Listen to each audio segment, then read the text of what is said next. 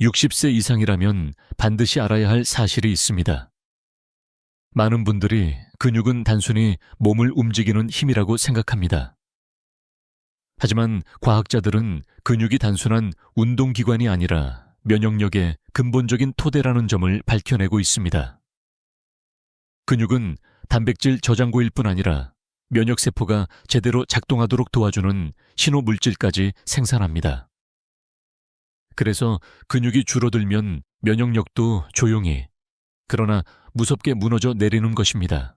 예를 들어 70대 이상 어르신들 중에서 독감에 걸렸을 때 회복이 느린 분들을 보면 대부분 근육량이 적은 경우가 많습니다. 연구에 따르면 근육이 적은 노인은 백신 효과도 떨어지고 작은 상처조차 잘 낫지 않는다고 합니다. 그만큼 근육은 우리 몸에 숨은 면역기관이라 할 수 있습니다. 흥미로운 점은 최근 의학자들이 근육은 제2의 면역장기라고까지 부른다는 사실입니다. 여러분은 혹시 이렇게 생각해 본 적 있으신가요? 나는 그냥 힘이 없을 뿐인데 왜 감기에도 잘 걸리지? 사실 그 답은 바로 근육에 숨어 있습니다. 근육은 세균과 바이러스와 싸우는 무기창고이자 염증을 조절하는 지휘관입니다. 물론 학계에서도 논쟁은 있습니다. 일부 학자는 근육보다는 체지방이 면역 조절에 더 중요한 역할을 한다고 주장합니다.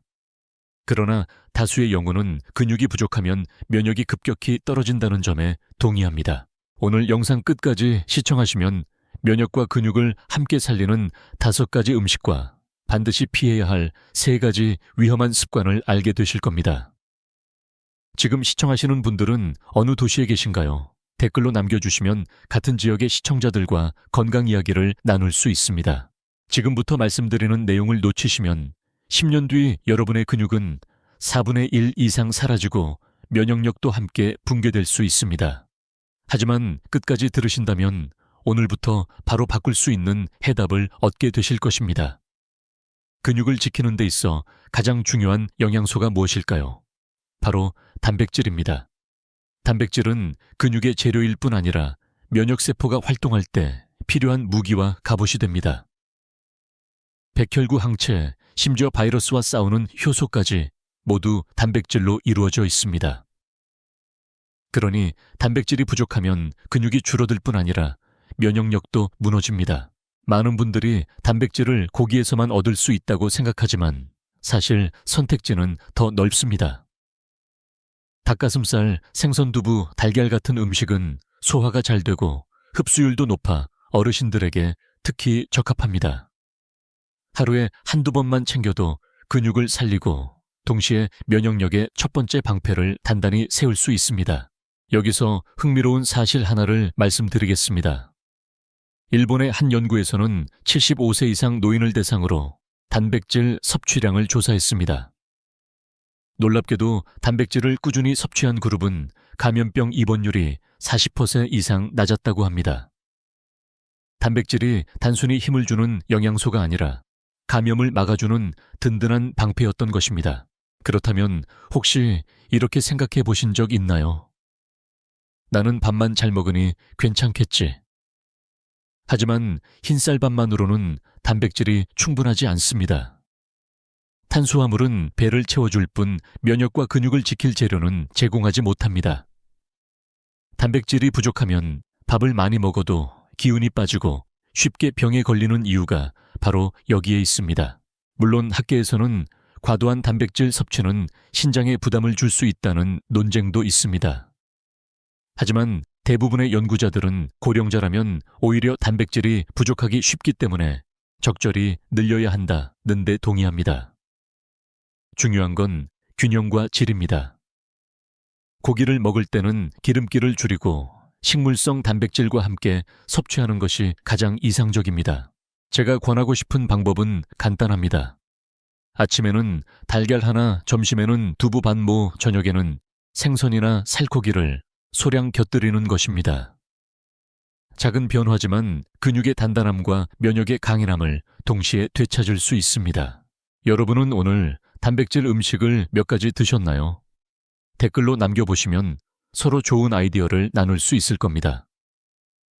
단백질이 면역의 첫 번째 방패라면 색깔 있는 채소들은 두 번째 방패라 할 수 있습니다. 초록, 주황, 보라색의 채소 속에는 근육과 면역을 동시에 살려주는 비밀 무기가 숨어 있습니다. 바로 항산화 성분입니다. 브로콜리, 시금치 같은 녹색 채소에는 루테인과 비타민 C가 풍부합니다. 이 성분들은 세포가 산화 스트레스로부터 손상되는 것을 막아주어 근육세포가 쉽게 파괴되지 않도록 지켜줍니다. 당근, 호박 같은 주황색 채소에는 베타카로틴이 들어있어 몸속에서 비타민 A로 변하며 면역세포가 활발히 움직이도록 돕습니다. 보라색 양배추나 가지에는 안토시아닌이 들어있는데 염증을 줄이고 바이러스와 싸우는 힘을 키워줍니다. 여기서 재미있는 사실 하나. 미국의 한 노인 복지센터에서 65세 이상 어르신들을 대상으로 채소 색깔 다양성 실험을 했습니다. 매일 흰색 채소만 먹던 그룹보다 다채로운 색을 챙긴 그룹이 독감 계절 동안 감염률이 절반 이하로 줄어들었다고 합니다. 단순히 채소를 먹는 것이 아니라 색깔을 골고루 먹는 것이 면역을 살리고 근육 손실을 늦춘다는 결과였습니다. 혹시 이런 생각을 해보신 적 있으신가요?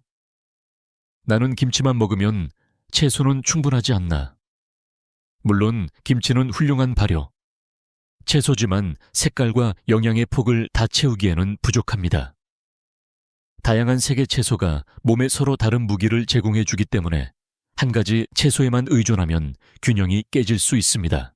학계에서도 논쟁은 있습니다.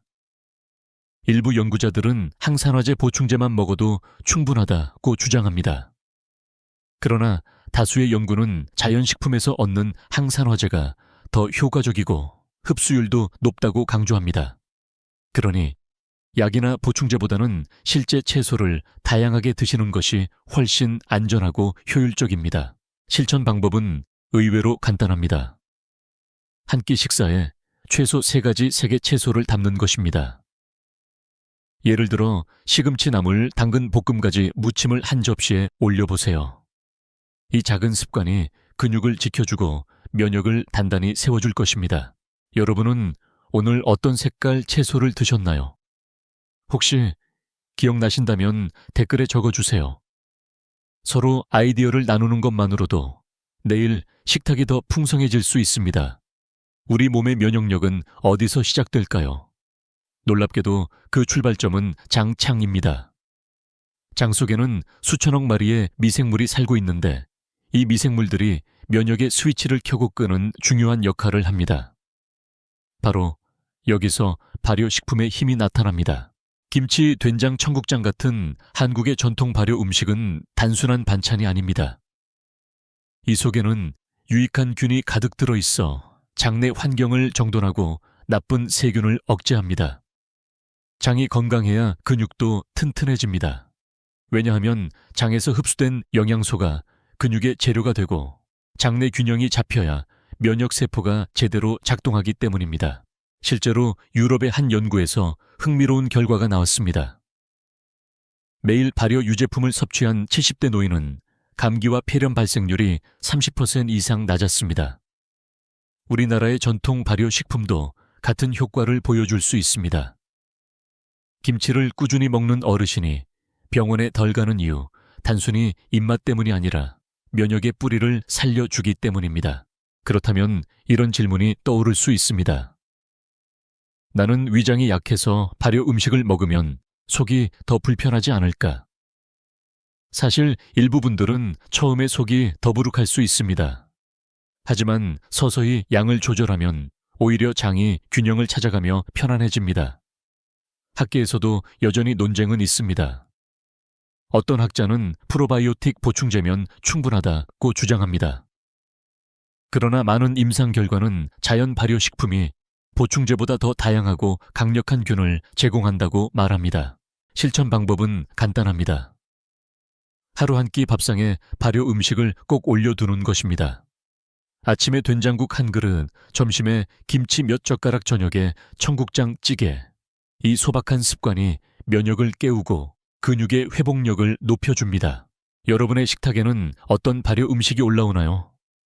댓글로 남겨주시면 다른 분들도 좋은 아이디어를 얻을 수 있을 겁니다. 근육과 면역을 동시에 지켜주는 또 하나의 보물이 있습니다. 바로 견과류와 씨앗입니다. 호두 아몬드 잣들깨, 해바라기 씨 같은 음식은 작은 크기 속에 엄청난 영양을 품고 있습니다. 많은 분들이 그냥 간식으로만 생각하시지만 사실은 근육과 면역의 밀무길입니다. 견과류 속에는 단백질과 더불어 불포화 지방산, 특히 오메가3가 풍부합니다. 오메가3는 염증을 가라앉히고 면역세포의 활동을 조율하는 데 중요한 역할을 합니다. 동시에 근육의 세포막을 건강하게 유지시켜 근육 손실을 늦추는 데도 도움을 줍니다. 씨알류에는 마그네슘과 아연이 많이 들어있는데 이 두 가지 미네랄은 근육 수축과 회복, 그리고 면역세포의 신호 전달에 반드시 필요합니다. 흥미로운 연구 하나를 소개하겠습니다. 스페인의 한 대학에서는 65세 이상 노인을 두 그룹으로 나누어 실험했습니다. 한 그룹은 하루에 소량의 견과류를 섭취했고 다른 그룹은 그렇지 않았습니다. 1년 후 견과류를 섭취한 그룹은 근육량 감소가 현저히 적었고 감기와 감염으로 병원에 가는 횟수도 절반 이하로 줄어들었습니다. 작은 한 줌의 힘이 이렇게 강력했던 것입니다. 혹시 이렇게 생각하실 수도 있습니다. 견과류는 칼로리가 높아 살찌는 것 아닌가 맞습니다. 과하게 먹으면 체중 증가로 이어질 수 있습니다. 그러나 하루 한 줌, 즉 손바닥에 가득 찰 정도만 드신다면 걱정할 필요가 없습니다. 오히려 그 안에 들어있는 단백질, 지방, 미네랄이 균형 있게 작용해 체중보다는 건강에 더 큰 이익을 줍니다. 물론 학계에서도 견과류 섭취에 대한 논의가 있습니다. 일부는 심혈관 질환 예방 효과는 있지만 근육에는 영향이 적다고 주장합니다. 그러나 최근 메타 분석에서는 견과류가 근육 손실과 노쇠의 증후군 예방에도 확실히 도움이 된다고 결론을 내렸습니다. 실천 방법은 간단합니다. 아침에 오트밀에 아몬드를 올려 드시거나 점심 후 간식으로 호두를 몇 알 드시는 것, 또는 저녁 식사에 들깨를 곁들여 드시면 됩니다. 작은 습관이지만 근육은 더 탄탄해지고 면역은 더 든든해집니다. 여러분은 어떤 견과류를 즐겨 드시나요? 댓글에 적어주시면 다른 분들도 따라 해보실 수 있을 겁니다. 달콤한 음식은 잠깐의 즐거움을 줍니다. 하지만 60세 이후에는 이 달콤함이 근육과 면역의 가장 큰 적이 될 수 있습니다. 설탕이 과하게 들어간 음식은 단순히 혈당만 올리는 게 아니라 근육을 조용히 녹여내고 면역력을 약화시키는 무서운 힘을 가지고 있습니다. 설탕이 몸속에 들어오면 인슐린이 급격히 분비됩니다. 인슐린은 혈당을 낮추는 데 필요한 호르몬이지만 과도하게 자주 분비되면 몸이 점점 인슐린 저항성을 가지게 됩니다. 이렇게 되면 세포는 영양분을 잘 활용하지 못하고 근육 합성은 줄어듭니다. 결국 근육이 서서히 사라지고 면역세포도 약해집니다. 실제로 미국의 한 연구에서는 하루 설탕 섭취량이 많은 노인일수록 근육량이 빠르게 감소했고 단순한 감염에도 더 취약했습니다. 달콤한 빵 쿠키단 음료가 단순한 간식이 아니라 근육 파괴자이자 면역 억제제였던 것입니다. 여기서 흥미로운 점 하나나. 학계 일부에서는 설탕 자체보다도 과식과 운동 부족이 문제라고 주장합니다. 맞는 말입니다. 하지만 분명한 사실은 설탕이 많은 식단을 가진 사람일수록 운동 효과가 줄고 근육 회복 속도도 느려진다는 것입니다. 결국 설탕은 근육과 면역 모두에 불리한 환경을 만드는 셈입니다. 혹시 이런 경험 있으신가요? 달콤한 케이크를 먹은 뒤에는 기운이 잠깐 솟지만 곧 몸이 무겁고 피곤해지는 느낌. 이는 혈당이 급격히 오르고 다시 떨어지면서 생기는 현상입니다. 이런 반복은 결국 근육을 더 빨리 소모하게 만듭니다. 해결 방법은 단순합니다. 단맛이 당길 때 설탕이 든 과자 대신 과일을 선택하는 겁니다. 사과, 베리류, 배 같은 과일에는 천연 당분과 함께 섬유질, 비타민, 미네랄이 들어있어 혈당을 안정시키고 근육 보호에도 도움이 됩니다. 작은 선택의 차이가 장기적으로는 엄청난 차이를 만들어냅니다. 여러분은 오늘 얼마나 많은 설탕을 섭취하셨나요? 커피, 음료, 간식 속 숨어있는 설탕까지 떠올려 보세요. 생각보다 훨씬 많다는 사실에 놀라실지도 모릅니다. 햄, 소시지, 베이컨, 손쉽고 맛있게 먹을 수 있는 음식이지만 60세 이후에는 이 가공육들이 근육과 면역을 무너뜨리는 수문적이 될 수 있습니다. 가공육에는 단백질이 들어있습니다. 하지만 문제는 단백질보다 더 많은 포화지방, 나트륨, 그리고 각종 첨가물입니다. 이 성분들은 우리 몸의 염증을 키우고 혈관과 근육을 약하게 만듭니다. 특히 나트륨이 지나치게 많아 체내 수분 균형을 무너뜨리고 근육 세포가 제 기능을 하지 못하게 만듭니다. 면역세포 역시 염증이 많아진 환경에서는 약해지고 병원균에 제대로 대응하지 못합니다. 실제로 WHO는 가공육을 발암 가능 식품으로 분류했습니다. 또 유럽의 한 장기 연구에서는 가공육 섭취가 많은 노인일수록 근육량 감소 속도가 빠르고 독감 같은 감염 질환 발생률도 높다고 보고했습니다. 즉, 단백질을 먹는다고 생각했지만 사실은 근육과 면역을 동시에 해치고 있었던 것입니다. 여기서 논쟁도 있습니다. 일부 학자들은 가공육을 완전히 피하기보다는 적당히 먹으면 문제 없다고 주장합니다. 그러나 다수의 연구는 꾸준한 섭취 자체가 장기적으로 건강에 좋지 않다고 경고합니다. 특히 60세 이후에는 작은 습관의 차이가 큰 건강 격차를 만들기 때문에 가능하면 가공육 대신 자연식 단백질을 선택하는 편이 안전합니다. 혹시 이런 경험이 있으신가요? 여행 중 간단히 햄 샌드위치를 먹고 난 뒤 속이 더부룩하고 힘이 빠졌던 기억. 이는 단순한 소화 불량이 아니라 과도한 나트륨과 지방이 몸에 부담을 준 결과일 수 있습니다. 해결 방법은 의외로 간단합니다. 아침 식탁에 햄 대신 달걀 프라이를, 점심 도시락에 소시지 대신 구운 생선을, 저녁 술안주에 베이컨 대신 두부 요리를 선택하는 것. 이런 작은 전환이 근육을 살리고 면역을 지켜줍니다. 여러분은 가공육을 얼마나 자주 드시나요? 혹시 대체할 수 있는 좋은 방법이 있다면 댓글로 나눠주시면 많은 분들이 도움이 될 겁니다. 많은 분들이 하루 한두 잔 술은 약이 된다는 말을 믿고 계십니다. 하지만 60세 이후 술은 근육과 면역에 치명적인 악순환 루프를 만듭니다. 술이 몸속에 들어오면 간은 알코올을 분해하느라 바빠집니다. 이 과정에서 근육 합성에 필요한 단백질 대사가 방해받습니다. 즉, 술을 자주 마시면 아무리 단백질을 충분히 먹어도 근육이 잘 만들어지지 않습니다. 동시에 알코올은 면역세포의 활동을 억제해 세균과 바이러스에 대한 방어력이 크게 떨어집니다. 실제로 미국의 한 대학 연구에서는 65세 이상 노인을 대상으로 술 섭취와 근육량의 관계를 조사했습니다. 그 결과 주 3회 이상 술을 마시는 그룹은 근육 손실 속도가 훨씬 빨랐고 폐렴 같은 감염으로 병원에 입원할 확률도 2배 이상 높았습니다. 술이 만든 악순환은 근육과 면역을 동시에 무너뜨렸던 것입니다. 물론 학계에는 논쟁이 있습니다. 일부는 적당한 와인은 심혈관 건강에 도움이 된다고 주장합니다. 그러나 최근 연구는 알코올이 주는 일시적 이익보다 장기적인 해로움이 훨씬 크다고 지적합니다. 특히 고령자에게는 간 해독 능력이 떨어져 작은 양의 술도 큰 부담이 될 수 있습니다. 혹시 이런 경험 있으신가요? 술자리를 가진 다음 날 기운이 빠지고 쉽게 감기에 걸린 경험. 이는 단순한 숙취가 아니라 실제로 면역력이 떨어진 상태이기 때문입니다. 술이 면역세포를 잠재우고 근육 회복을 방해한 결과입니다. 해결 방법은 단순합니다. 술을 완전히 끊기 어렵다면 최소한 횟수를 줄이고 물을 충분히 함께 섭취하는 것입니다.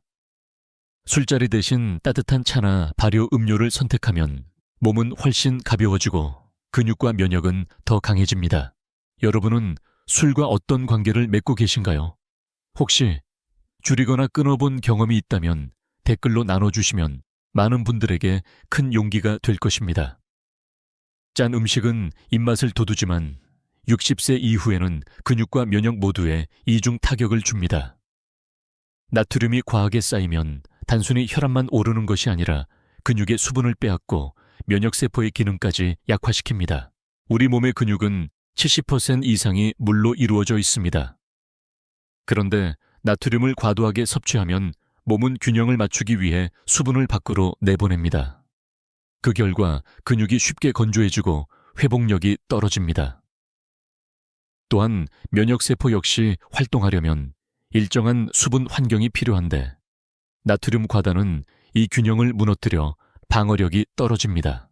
실제로 독일에서 진행된 연구에 따르면 하루 나트륨 섭취량이 많은 노인그룹은 감염성 질환 발병률이 높았고 근육량 감소 속도도 빨랐습니다. 짠 음식을 즐기면 순간적으로는 맛있고 기운이 나는 듯 하지만 장기적으로는 근육과 면역이 동시에 무너지는 것이죠. 여기서 학계의 논쟁도 있습니다. 일부 연구자는 나트륨이 반드시 나쁜 것만은 아니다. 체내 전해질 균형에 꼭 필요하다고 주장합니다. 맞는 말입니다. 문제는 과도한 섭취입니다. 실제로 세계보건기구 WHO는 하루 IgA 이상의 소금을 피하라고 권고합니다. 그러나 한국인의 평균 섭취량은 그 2배가 넘는 경우가 많습니다. 혹시 이런 경험 있으신가요? 짭조름한 국이나 젓갈을 많이 먹은 날, 밤에 다리가 붓고 다음날 몸이 무겁던 기억. 이는 단순한 부종이 아니라 나트륨 과잉이 근육과 면역 모두에 부담을 주고 있다는 신호입니다. 해결 방법은 의외로 간단합니다. 국물은 절반만 드시고 젓갈이나 장아찌는 작은 접시에 덜어 조금씩 맛보는 겁니다. 또 소금을 줄이는 대신 허브나 마늘, 후추 같은 향신료를 활용하면 맛은 풍부하면서도 나트륨 섭취를 크게 줄일 수 있습니다. 여러분은 하루에 얼마나 짠 음식을 드시나요? 혹시 나트륨 줄이기 위해 실천하고 있는 방법이 있다면 댓글로 나눠주시면 많은 분들께 큰 도움이 될 것입니다. 여러분, 근육이 다시 살아나면 어떤 변화가 일어날까요? 단순히 팔과 다리에 힘이 생기는 것만이 아닙니다. 근육은 몸 전체의 활력 엔진입니다. 근육이 단단해지면 천이 안정되고 혈당이 조절되며 무엇보다 감염에 대한 저항력이 높아집니다. 실제로 일본의 한 장기 연구에서 근육량이 많은 노인은 같은 나이임에도 병원에 덜 가고 회복 속도도 2배 이상 빨랐습니다.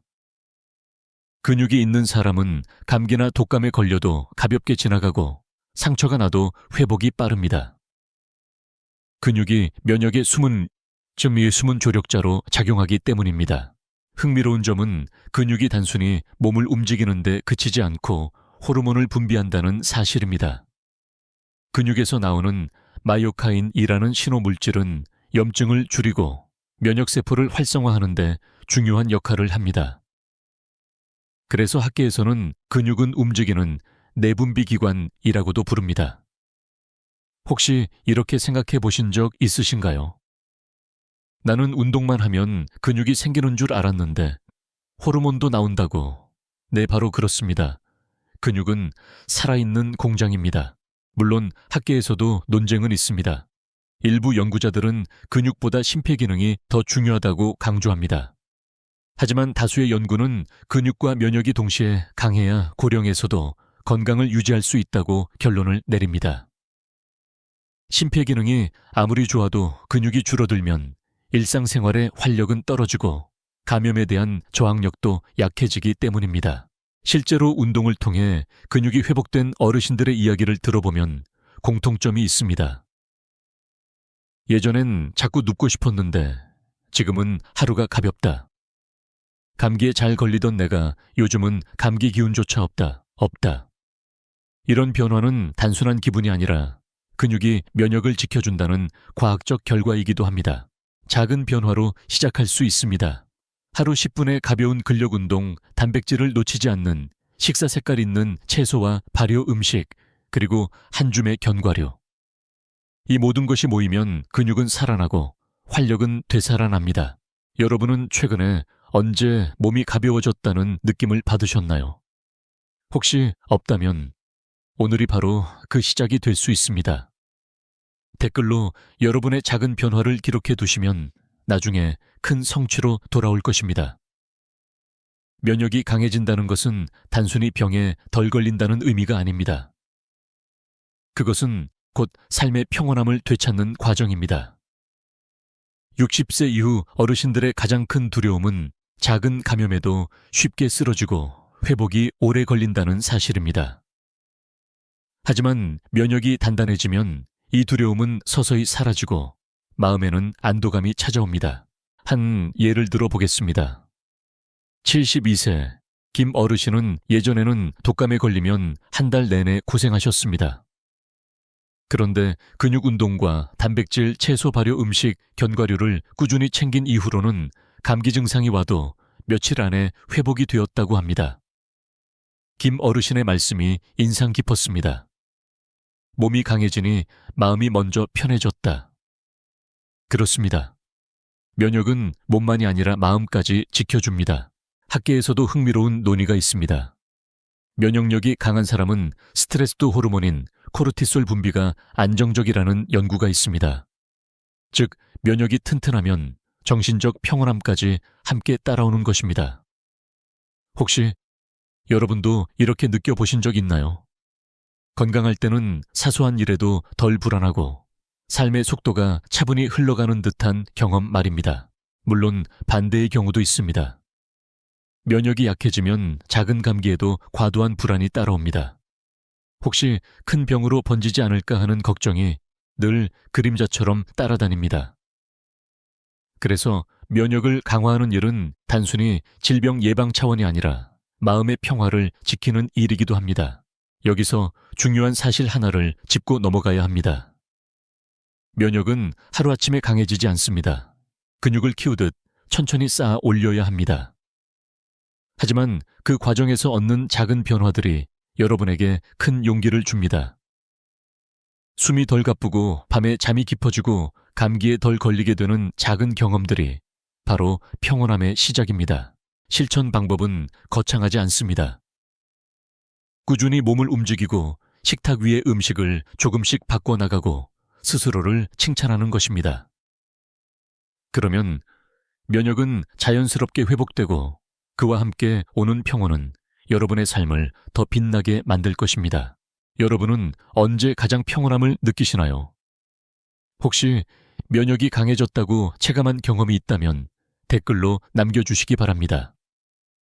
그 경험이 다른 시청자들에게는 큰 희망이 될 수 있습니다. 여러분, 오늘 함께 살펴본 내용을 잠시 정리해 보겠습니다. 근육이 줄어들면 면역도 함께 무너진다는 사실, 이제 분명히 이해하셨을 겁니다. 하지만 희망적인 소식은 지금이라도 식습관과 생활 습관을 조금만 바꾸면 충분히 되돌릴 수 있다는 점입니다. 좋은 음식들을 떠올려 보세요. 단백질이 풍부한 달걀과 두부 생선, 색깔 있는 채소와 과일, 장을 살리는 발효식품, 그리고 작은 한 줌의 견과류와 씨앗. 이들은 근육을 살리고 면역을 단단히 세워주는 좋은 친구입니다. 반대로 피해야 할 것들도 다시 상기해 보겠습니다. 과도한 설탕, 기름진 가공육, 빈번한 음주, 짠 음식, 즉 나트륨 과다. 이들은 조용히 몸속을 약하게 하고 면역을 흔들어 놓는 나쁜 습관들입니다. 어떤 선택을 하느냐에 따라 여러분의 내일은 완전히 달라질 수 있습니다. 근육이 살아나면 다시 활력이 돌아오고 면역이 강해지면 마음에도 평온이 찾아옵니다. 그것은 단순히 병을 덜 앓는 삶이 아니라 더 당당하고 자유로운 노후로 이어집니다. 혹시 지금 나는 이미 늦은 게 아닐까 하고 걱정하시는 분이 계신가요? 아닙니다. 지금부터 시작해도 충분합니다. 하루 한 끼 식탁에서 단백질을 더하고 색깔 채소를 곁들이고 짠 국물은 밥만 드시는 것. 이런 작은 실천들이 모여 1년 뒤, 5년 뒤 여러분의 몸을 완전히 바꿔놓습니다. 오늘 영상을 끝까지 시청해주신 여러분께 감사드립니다. 혹시 오늘 영상에서 가장 놀라웠던 음식은 무엇이었나요? 댓글로 남겨주시면 다른 분들과 함께 지혜를 나눌 수 있습니다.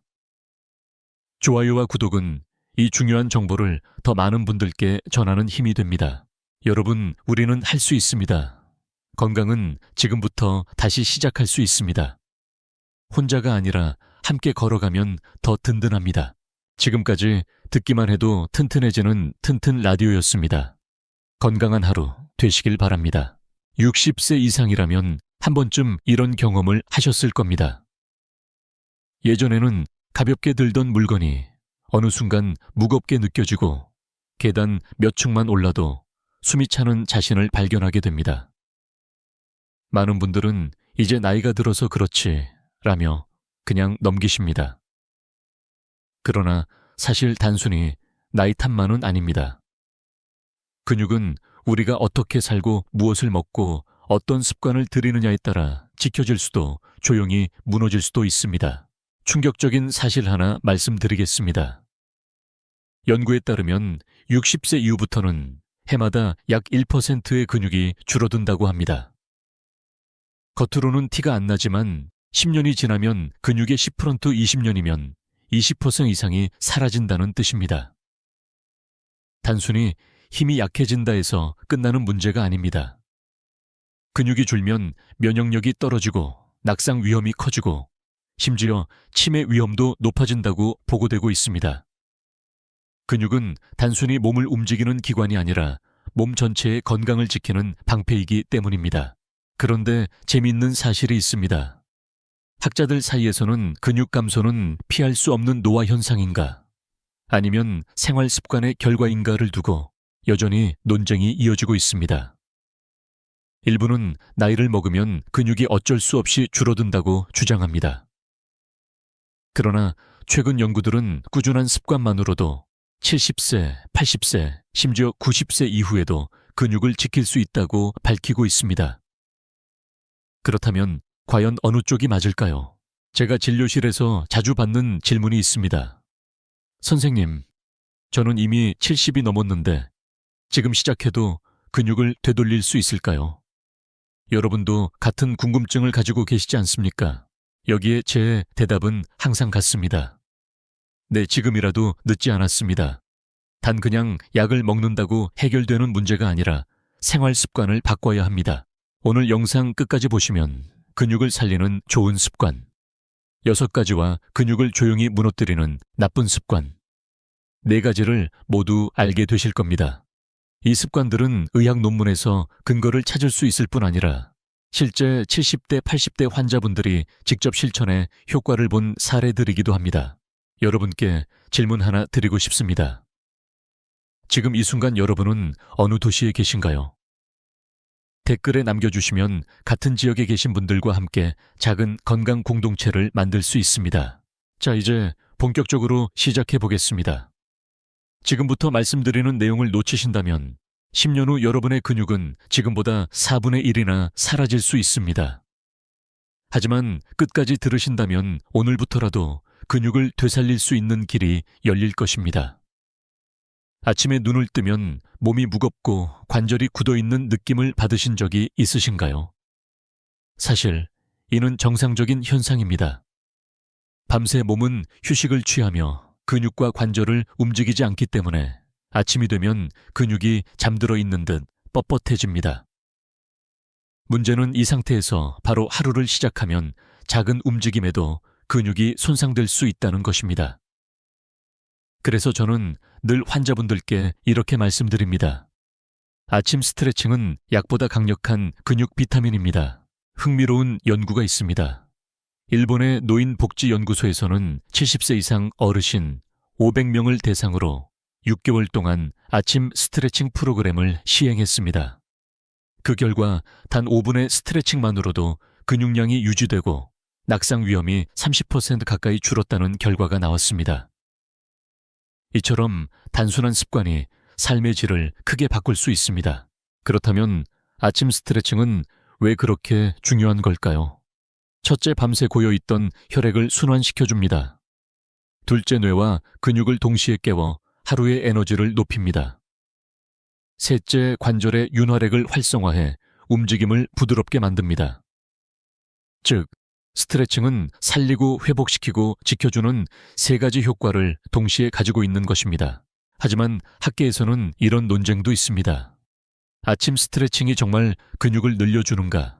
아니면 단지 몸을 덜 뻣뻣하게 만드는가? 일부 연구자들은 스트레칭이 근육을 만들어주지는 않는다고 주장합니다.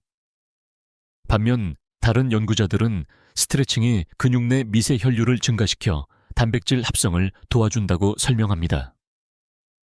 어느 쪽이든 확실한 것은 스트레칭을 꾸준히 하는 사람들이 하지 않는 사람들보다 더 건강하고 활기찬 하루를 보낸다는 사실입니다. 저는 환자분들에게 항상 이렇게 묻습니다. 아침에 일어나면 제일 먼저 하시는 행동이 무엇인가요? 많은 분들이 휴대폰부터 봅니다 라고 대답하시죠. 그런데 그 5분만 스트레칭에 투자하면 남은 하루가 완전히 달라집니다. 여기서 구체적인 방법을 알려드리겠습니다. 침대에 앉은 상태에서 두 팔을 천천히 위로 뻗습니다. 어깨를 뒤로 젖히며 깊게 숨을 들이마십니다. 양쪽 다리를 차례로 쭉 뻗으며 발끝을 당겼다 밀어줍니다. 이 세 가지 동작만으로도 허리와 다리 어깨 근육이 깨어납니다. 재밌는 사례 하나 소개해드리겠습니다. 74세 할머니 한 분이 처음 제 진료실을 찾으셨을 때 무릎 관절이 뻣뻣하고 자주 넘어지신다고 하셨습니다. 제가 권한 건 특별한 약도 고가의 운동기구도 아니었습니다. 바로 매일 아침 5분 스트레칭이었죠. 3개월 뒤 다시 오셨을 때 그분은 선생님 이제 무릎이 덜 아프고 하루가 한결 가볍습니다라며 웃으셨습니다. 작은 습관의 힘이 이렇게 크다는 걸 저도 다시 느꼈습니다. 여러분께 묻고 싶습니다. 아침에 단 5분을 어디에 쓰시겠습니까? 휴대폰인가요? 아니면 건강인가요? 근육은 기다려주지 않습니다. 오늘 아침부터 단 5분이라도 몸을 깨워주십시오. 그 순간부터 근육은 다시 살아날 준비를 합니다. 근육 건강을 위해 단백질이 필요하다는 건 누구나 알고 있습니다. 하지만 많은 분들이 간과하는 사실이 하나 있습니다. 언제 먹느냐가 얼마나 먹느냐만큼 중요하다는 것입니다. 예를 들어보겠습니다. 같은 양의 단백질을 섭취하더라도 아침에 먹었을 때와 밤늦게 먹었을 때의 효과는 크게 다릅니다. 미국 노인학회 연구에 따르면 65세 이상 노인을 대상으로 한 실험에서 아침에 단백질을 섭취한 그룹은 근육 합성이 2배 가까이 활발하게 일어났다는 결과가 나왔습니다. 왜 그럴까요? 첫째, 아침은 우리 몸이 가장 단백질을 필요로 하는 시간이기 때문입니다. 밤새 단식 상태로 있던 근육은 아침에 영양을 공급받아야 회복할 수 있습니다. 둘째, 아침 단백질은 혈당을 안정시켜 하루 에너지를 일정하게 유지해줍니다. 셋째, 아침부터 근육 합성에 시동을 걸면 하루 종일 근육이 조금 더 활발하게 작동합니다. 물론 학자들 사이에서는 이런 반론도 있습니다. 결국 하루 전체 단백질 총량이 중요하지 아침에 먹든 저녁에 먹든 별 차이가 없다. 하지만 다른 학자들은 이렇게 주장합니다. 노화된 근육은 반응성이 떨어지기 때문에 아침의 자극이 특히 중요하다. 여러분은 어느 쪽이 더 설득력 있다고 느껴지십니까? 저는 환자분들에게 이렇게 말씀드립니다. 아침을 가볍게 뜨지 마세요. 빵 한 조각과 커피만으로는 근육이 버티지 못합니다. 실제로 제가 진료하는 70대 환자분들 중 많은 분들이 저는 아침을 잘 안 먹어요 라고 말씀하시곤 합니다. 그런데 그분들이 공통적으로 호소하는 증상이 있습니다. 바로 오후의 피로와 점점 약해지는 다리 힘입니다. 여기서 제가 추천하는 간단한 아침 단백질 예시를 드리겠습니다. 삶은 달걀 하나와 두유 한 컵, 연두부와 김치 조금, 삶은 콩이나 병아리 콩 한 줌, 이 정도면 충분히 아침 단백질 시동을 걸 수 있습니다. 중요한 건 무겁지 않으면서도 근육에 영향을 주는 것입니다. 재미있는 일화 하나 말씀드리겠습니다. 68세 어르신 한 분이 제게 찾아와 운동도 하고 단백질도 챙기는데 근육이 자꾸 빠진다고 하셨습니다. 확인해보니 아침을 거의 걸러오신 거였죠. 제가 아침에 단백질을 꼭 챙기라고 권유했고 2달 후 다시 뵀을 때 그분은 계단을 훨씬 가볍게 오르내리며 이렇게 말씀하셨습니다. 선생님, 아침에 달걀 하나 먹었을 뿐인데 몸이 달라진 것 같습니다. 여러분께 여쭤보고 싶습니다. 오늘 아침 단백질을 드셨습니까? 아니면 그냥 지나치셨습니까? 이 질문이 바로 근육 건강의 갈림길이 될 수 있습니다. 아침 단백질, 그것은 거창한 식단이 아니라 작은 선택에서 시작됩니다. 내일 아침 빵 대신 달걀 하나, 커피 대신 두유 한 잔을 선택해 보세요.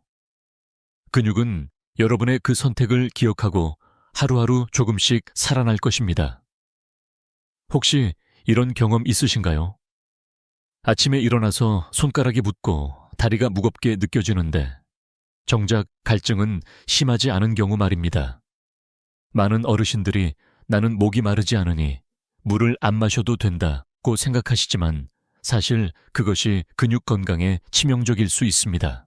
우리 몸의 근육은 약 70%가 물로 이루어져 있습니다. 물이 부족하면 근육 세포가 제 역할을 하지 못하고 쉽게 손상됩니다. 또한 단백질이 제 기능을 발휘하려면 수분이 꼭 필요합니다. 물은 단백질을 아미노산으로 분해하고 근육으로 운반하는 중요한 매개체이기 때문입니다. 하지만 나이가 들수록 목마름 신호는 둔해집니다. 즉, 갈증을 느끼기 전에 이미 몸은 수분 부족 상태일 수 있다는 뜻입니다.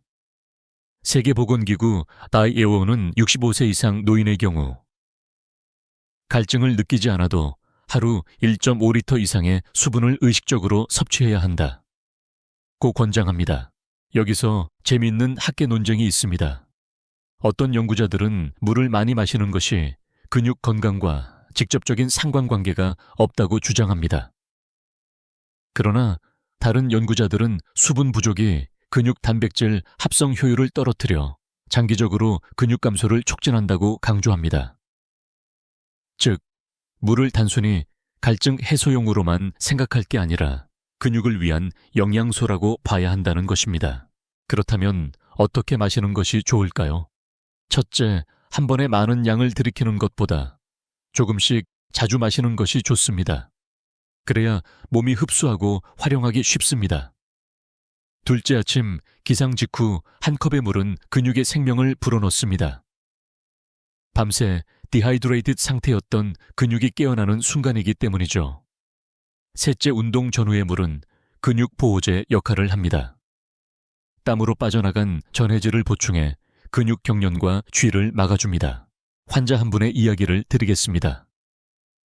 72세 남성분이 근육이 자꾸 뭉치고 쥐가 자주 난다고 하셨습니다. 운동도 하시고 단백질도 챙겨 드셨는데 확인해보니 하루 물 섭취량이 500ml도 채 안 되셨습니다. 제가 하루에 1.5리터 이상은 꼭 챙기시라 고 말씀드린 후 2달 만에 다시 오셨을 때 이렇게 말씀하셨습니다. 선생님, 밤마다 쥐가 나서 괴롭던 게 요즘은 거의 사라졌습니다. 근육은 약도 좋아하지만 물에도 크게 반응한다는 것을 보여주는 사례입니다. 여러분께 질문을 드립니다. 오늘 하루 물을 얼마나 드셨나요? 혹시 아직 한두 컵도 못 마셨다면 지금 당장 옆에 컵을 두고 조금씩 마셔보세요. 근육은 말이 없습니다. 그러나 우리가 물을 챙겨 마실 때마다 조용히 웃으며 건강을 되돌려줍니다. 작은 습관 하나가 근육의 젊음을 지켜줄 수 있습니다. 많은 분들이 이렇게 말씀하십니다. 선생님, 운동해야 한다는 건 알지만 나이가 드니 무거운 걸 들 힘도 없고 무릎도 아픈데 어떻게 합니까? 저는 웃으며 이렇게 대답합니다. 걱정 마십시오. 근육을 지키는데 꼭 헬스장에서 무거운 쇳덩이를 들어야 하는 건 아닙니다. 사실 근육은 작은 자극에도 반응합니다. 특히 70세 이후에는 가볍지만 꾸준한 운동이 핵심입니다. 하루에 단 10분만 투자해도 근육은 유지되고 몸의 균형 감각도 살아납니다. 대표적인 예가 의자 스쿼트입니다. 의자에 앉았다가 천천히 일어나는 동작만 반복해도 허벅지와 엉덩이 근육이 자극을 받습니다. 또 다른 좋은 방법은 벽 밀기입니다. 벽을 두 손으로 밀며 팔과 어깨에 가벼운 압박을 주는 것이죠. 이 단순한 동작만으로도 팔 근육이 유지됩니다. 흥미로운 연구가 있습니다. 캐나다 노인연구소에서 75세 이상 어르신들을 대상으로 무거운 운동과 가벼운 근력 운동을 비교했더니 오히려 가벼운 운동을 꾸준히 한 그룹이 더 오래 근육을 지켰다고 합니다. 이유는 간단합니다. 무거운 운동은 지속하기 어렵지만 가벼운 운동은 습관으로 만들 수 있기 때문입니다. 물론 학자들 사이에서는 이런 논쟁이 있습니다. 가벼운 운동만으로 근육이 충분히 지켜질 수 있는가? 일부는 강한 자극이 필요하다고 주장합니다. 그러나 다른 쪽에서는 고령자에게 무리한 운동은 부상 위험이 더 크므로 안전하게 오래 지속할 수 있는 루틴이 가장 중요하다고 반박합니다. 어느 쪽이든 한 가지 분명한 점은 있습니다. 움직이지 않으면 근육은 반드시 줄어든다는 것입니다. 저는 환자분들께 이렇게 묻습니다. 하루에 10분을 어디에 쓰고 계십니까? TV 앞에서 무심코 보내는 10분을 몸에 투자하면 노후의 근육은 달라집니다. 구체적으로 이렇게 실천해 보세요. 아침 의자, 스쿼트 10회, 허벅지와 엉덩이를 깨웁니다.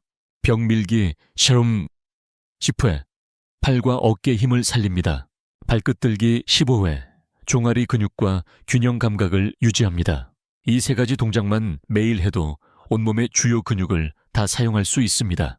저는 80세 환자 한 분의 사례를 잊지 못합니다. 무릎이 아파 걷기도 힘들다며 찾아오셨는데 제가 권한 건 단순한 의자 스쿼트와 벽 밀기였습니다. 처음엔 이게 무슨 운동이 되겠어 하시던 분이 2달 뒤 다시 오셨을 때는 표정이 환하게 변해 있었습니다. 선생님, 집안일이 훨씬 수월해졌습니다. 계단도 덜 힘들어요. 그분의 웃음을 보며 저는 다시 확신했습니다. 운동은 무거운 게 아니라 꾸준한 게 답이라는 사실을요. 여러분께 질문 하나 드립니다. 오늘 하루 몇 번이나 몸을 움직이셨나요? 만약 답이 떠오르지 않는다면 지금부터라도 하루 10분의 근력 루틴을 시작해 보시길 권합니다. 근육은 배신하지 않습니다. 우리가 움직이는 만큼 또 꾸준히 자극하는 만큼 반드시 반응합니다. 작은 습관이 모여 여러분의 다리 힘과 독립적인 생활을 지켜줄 것입니다. 요즘 많은 분들이 건강을 위해 저염식을 실천하십니다. 소금은 혈압을 높이고 심장에 해롭다라는 말. 아마 귀에 못이 박히도록 들어보셨을 겁니다. 그래서 밥상에서 소금을 거의 빼버리고 음식 맛이 싱겁다 못해 밋밋해졌다는 이야기를 자주 듣습니다. 그런데 여기서 중요한 경고를 드려야 합니다. 무조건 소금을 줄이는 것이 근육 건강에는 오히려 위험할 수 있다는 사실입니다. 왜 그럴까요? 소금은 단순히 음식 맛을 내는 조미료가 아니라 우리 몸에서 수분과 전해질 균형을 유지하는 데 꼭 필요한 물질입니다. 나트륨이 부족하면 근육세포가 정상적으로 작동하지 못하고 쉽게 쥐가 나거나 근육이 뻣뻣해집니다. 심한 경우에는 근육량 감소까지 촉진될 수 있습니다. 실제로 미국 메이오 클리닉의 보고서에 따르면 지나친 저염식을 한 고령 환자들 중 상당수가 근육 경련과 전신 피로를 호소했습니다. 반대로 적정 수준의 나트륨을 유지한 환자들은 근육 회복 속도가 더 빠르고 체력도 안정적으로 유지되었습니다. 여기서 학자들 사이에 흥미로운 논쟁이 있습니다. 일부 학자들은 소금은 줄이면 줄일수록 좋다고 주장합니다. 하지만 또 다른 학자들은 특히 노년층에서는 지나친 저염식이 오히려 근육 소모를 가속화한다고 반박합니다.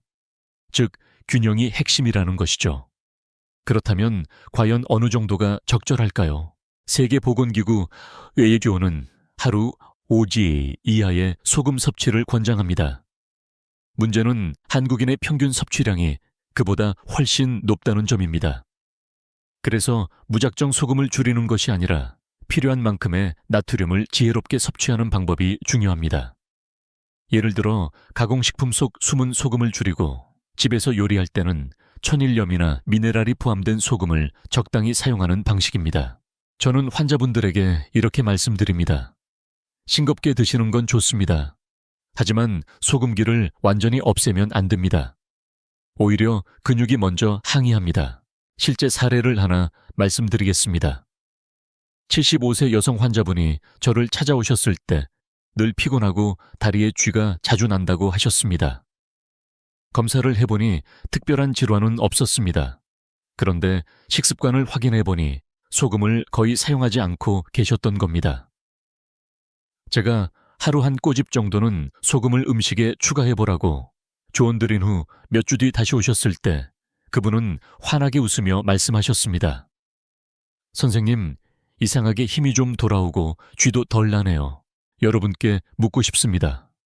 혹시 건강을 위해 지나치게 소금을 피하고 계시진 않나요? 근육은 균형을 원합니다. 과한 소금은 해롭지만 부족한 소금도 위험합니다. 답은 적당히 그리고 현명하게 아울입니다.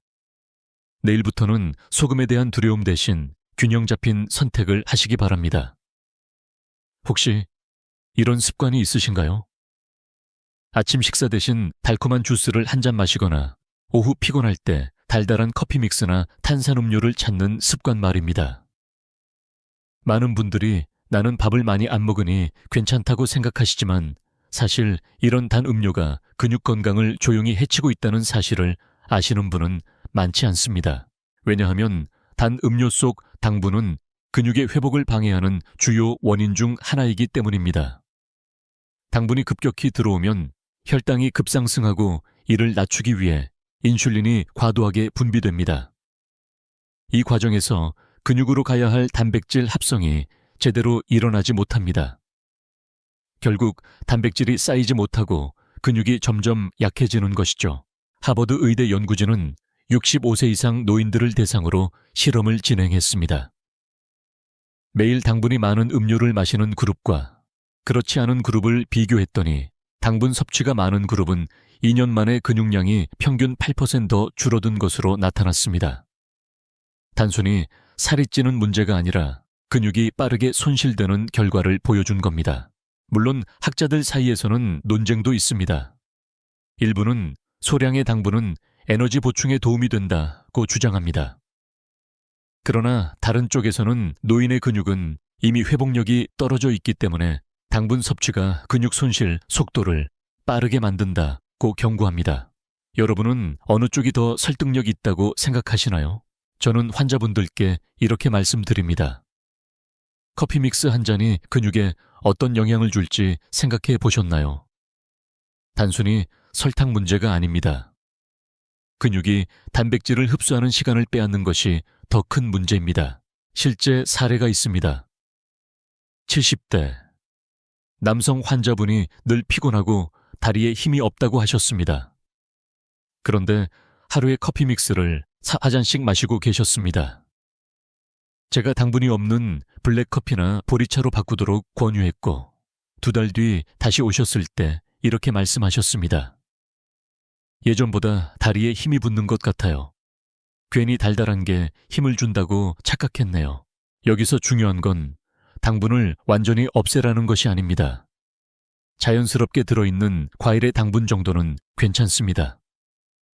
다만 가공된 설탕 음료와 달달한 인스턴트 커피 탄산음료는 근육의 적이 될 수 있다는 사실을 꼭 기억하시기 바랍니다.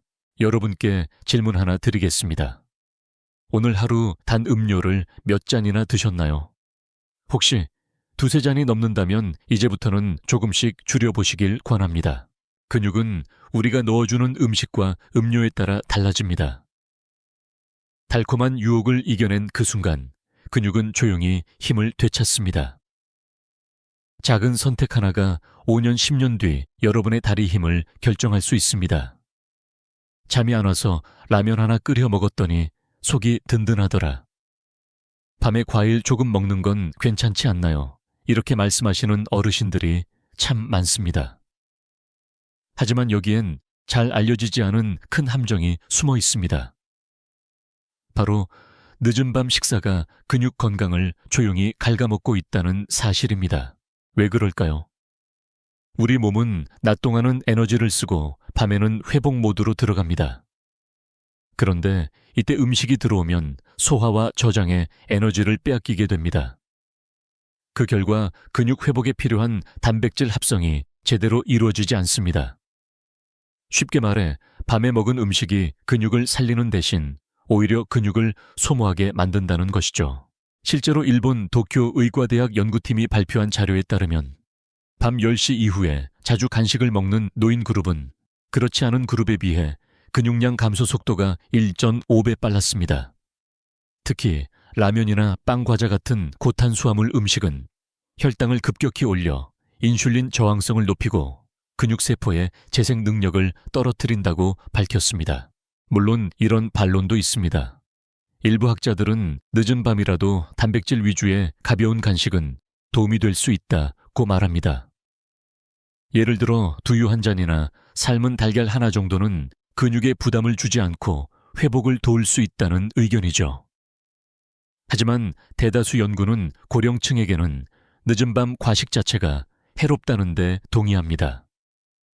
결국 핵심은 무엇을 언제 먹느냐입니다. 제가 진료실에서 만난 76세 여성 환자분은 밤마다 과일을 조금씩 드셨습니다. 건강식이니까 괜찮다고 생각하셨던 거죠. 그런데 몇 달 사이 체력이 눈에 띄게 줄고 근육량 검사에서 수치가 떨어진 것으로 나왔습니다. 제가 저녁 7시 이후에는 간식을 줄이도록 권했습니다. 2달 후 다시 검사했을 때 근육량이 회복세를 보였고 환자분께서도 아침에 덜 피곤하고 다리가 한결 가벼워졌다고 말씀하셨습니다. 여러분은 어떠신가요? 혹시 밤마다 작은 습관처럼 간식을 드시고 계시진 않나요? 만약 그렇다면 오늘부터는 조금만 의식적으로 조절해 보시기 바랍니다. 늦은 밤 배가 고프다면 따뜻한 차 한 잔이나 미지근한 물로 대신해 보세요. 의외로 배고픔이 잦아들고 숙면에도 도움이 됩니다. 근육은 우리가 자는 동안 회복합니다. 그런데 그 시간을 음식으로 방해하면 근육은 제대로 재생할 기회를 잃게 됩니다. 늦은 밤 식사. 그것은 단순히 살이 찌는 문제가 아니라 내일의 힘을 빼앗는 습관이라는 사실을 꼭 기억하시기 바랍니다. 나는 운동은 못해도 TV 볼 때 가끔 다리라도 주물러요. 집안일도 많이 하고 하루 종일 돌아다니니까 괜찮지 않나요? 이렇게 말씀하시는 어르신들을 자주 뵙습니다. 하지만 제가 늘 강조하는 사실은 하나입니다. 오래 앉아있는 습관 자체가 근육을 무너뜨린다는 것입니다.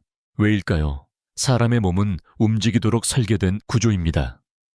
그런데 오랜 시간 의자나 소파에 앉아 있으면 다리와 엉덩이 근육은 사용되지 않은 채 그대로 방치됩니다. 근육은 쓰지 않으면 빠르게 줄어듭니다. 연구에 따르면 단 2주간 활동량이 절반으로 줄어도 허벅지 근육의 단면적은 눈에 띄게 감소한다고 합니다. 호주 시드니 대학의 연구진은 65세 이상 노인들을 대상으로 조사했습니다. 하루에 8시간 이상 앉아있는 사람들은 4시간 이하로 앉는 사람들보다 근육 감소증 위험이 무려 2배 이상 높았습니다. 단순히 운동 부족의 문제가 아니라 장시간 앉아있는 것 자체가 독립적인 위험 요인이라는 뜻입니다. 물론 학계에서는 논쟁도 있습니다. 일부 학자들은 앉아있는 시간이 길어도 하루에 한두 번 강하게 운동하면 충분히 보상된다고 주장합니다. 하지만 다른 학자들은 앉아있는 습관은 운동 한두 번으로는 상쇄되지 않는다고 경고합니다.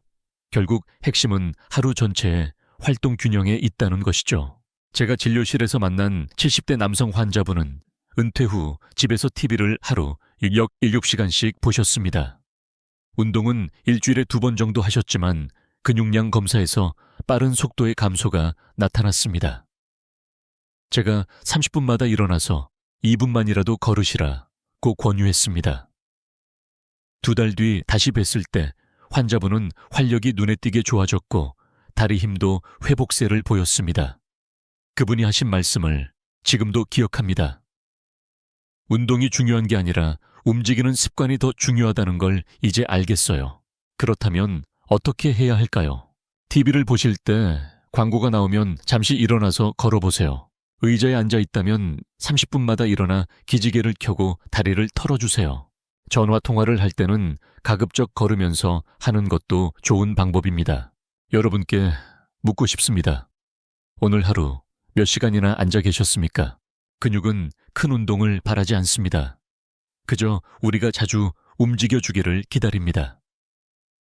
오래 앉아있는 습관을 끊는 순간 근육은 다시 활기를 되찾습니다. 기억하세요. 근육의 적은 노화가 아니라 가만히 있는 시간입니다. 많은 분들이 근육을 단순히 힘이라고 생각합니다. 무거운 것을 들고 계단을 오르고 넘어지지 않게 버텨주는 역할만 한다고 여깁니다. 하지만 근육은 그보다 훨씬 더 큰 선물을 우리에게 주고 있습니다.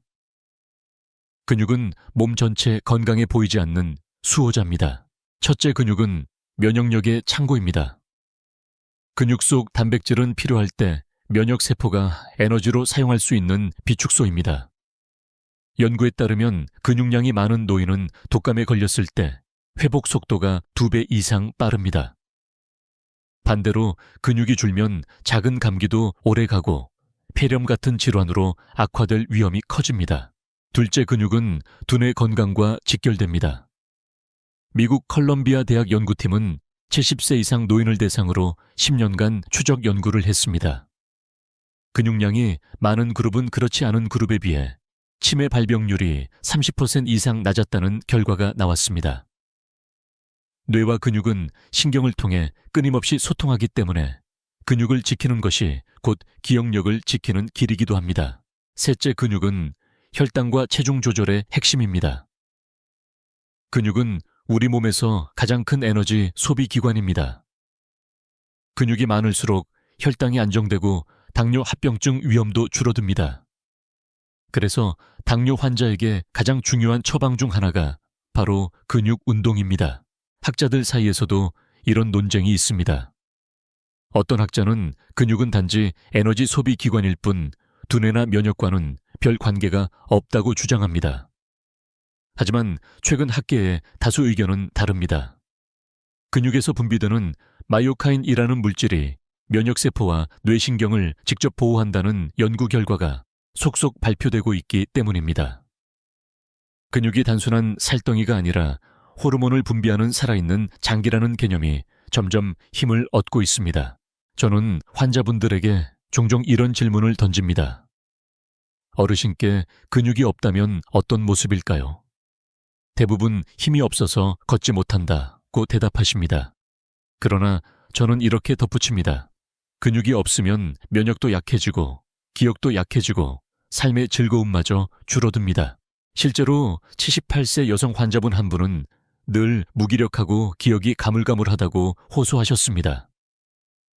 근육량 검사를 해보니 평균보다 훨씬 낮은 수치였습니다. 가벼운 근력 운동과 아침 단백질 섭취를 꾸준히 권유한 뒤 6개월 후 다시 뵈었을 때 그분은 이렇게 말씀하셨습니다. 몸이 가벼워진 것도 좋지만 머리가 맑아지고 자신감이 생겼습니다. 여러분께 질문 하나 드립니다. 여러분은 근육을 단순히 힘이라고 생각하시나요? 아니면 삶을 지켜주는 선물이라고 생각하시나요? 근육은 우리에게 젊음을, 독립적인 삶을, 그리고 사랑하는 가족과 함께할 시간을 선물합니다. 단순히 몸을 지탱하는 것이 아니라 삶의 질을 지켜주는 가장 든든한 동반자입니다. 오늘 이후로 근육을 바라보는 시선이 달라지길 바랍니다. 근육은 우리가 돌보는 만큼 우리에게 2배, 3배의 선물을 돌려줍니다. 많은 분들이 이렇게 말씀하십니다. 선생님, 좋은 습관이 중요한 건 알겠는데 저는 이미 나이가 많아서 늦지 않았을까요? 저는 늘 대답합니다. 절대 늦지 않았습니다. 오늘 당장 아주 작은 변화부터 시작하시면 됩니다. 근육은 거대한 헬스 계획을 요구하지 않습니다. 거창한 기구도 필요 없습니다. 오히려 근육은 일상 속의 소소한 습관들을 가장 크게 방입니다. 예를 들어 아침에 일어나 5분 스트레칭을 하거나 아침 식사에 달걀 하나를 더하는 것, 물을 하루 5컵에서 7컵으로 늘리는 것. 이런 단순한 행동 하나가 근육에 신호를 보내는 것입니다. 나는 아직 너를 지키고 있다. 여기서 구체적인 실행 팁을 정리해 드리겠습니다. 아침 습관, 눈을 뜨자마자 기지개를 켜고 물 1컵을 마십니다. 식사 습관, 아침에는 반드시 단백질을 챙기고 저녁 7시 이후에는 간식을 피합니다. 운동 습관, 하루 3번 광고 시간에 맞춰 의자에서 일어나 스쿼트 5회만 해보세요. 수분 습관, 물병을 눈에 보이는 곳에 두고 마실 때마다 작은 체크를 하세요. 이처럼 작은 변화를 모으면 하루 일과 전체가 달라집니다. 학자들 사이에서도 이런 주장이 있습니다. 큰 변화보다는 작은 습관의 누적이 노화 속도를 늦춘다. 어떤 연구에서는 하루에 단 10분씩 꾸준히 걷는 노인들이 그렇지 않은 노인들보다 10년 뒤 낙상 위험이 절반 이하로 줄었다는 결과를 발표하기도 했습니다. 근육은 화려한 자극보다 꾸준한 신호를 기억합니다. 실제 사례를 하나 소개합니다. 80세 남성 환자분이 있었습니다. 그분은 나이 들어 근육이 줄어드는 건 어쩔 수 없다며 체념하고 계셨습니다. 그런데 제가 딱 2가지만 실천해보자고 말씀드렸습니다. 아침 달걀 1개, 저녁 30분 산책. 6개월 후 그분의 근육량은 눈에 띄게 증가했고 표정도 밝아졌습니다. 본인 스스로 이렇게 말씀하셨습니다. 선생님, 예전엔 힘이 없으니 자신감도 없었는데 이제는 제 몸이 제 편이 되어주는 것 같습니다. 여러분께 묻고 싶습니다. 오늘 하루 작은 변화를 하나라도 시작하실 의향이 있으신가요? 근육은 거창한 계획을 기다리지 않습니다. 작은 발걸음을 반기며 그때마다 조금씩 회복합니다. 내일이 아니라 오늘 지금 이 순간부터 시작하는 것이 중요합니다. 기억하세요. 오늘의 작은 변화가 5년 후, 10년 후 여러분의 달이 힘을 결정합니다. 미래의 나를 위해 지금의 내가 건네는 선물. 그것이 바로 작은 습관의 힘입니다. 여러분, 지금까지 우리는 70세 이후 근육을 지키기 위한 6가지 좋은 습관과 피해야 할 위험한 습관들을 하나하나 살펴봤습니다. 이제 질문을 드려야겠네요. 여러분의 근육은 지금 어떤 상태입니까? 혹시 힘이 빠지고 다리가 무겁고 예전보다 쉽게 피로를 느끼시나요? 그렇다면 이 영상에서 들으신 이야기는 단순한 정보가 아니라 곧 여러분의 삶을 바꿀 열쇠입니다. 근육은 배신하지 않습니다. 우리가 돌본 만큼 반드시 반응합니다.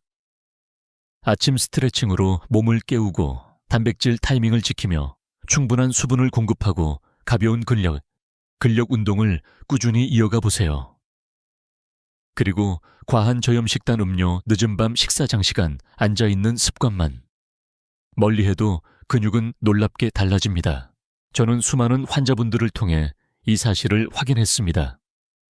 어떤 분은 3개월 만에 계단을 다시 오르내리게 되었고 또 다른 분은 손주와 놀아줄 힘이 생겼습니다.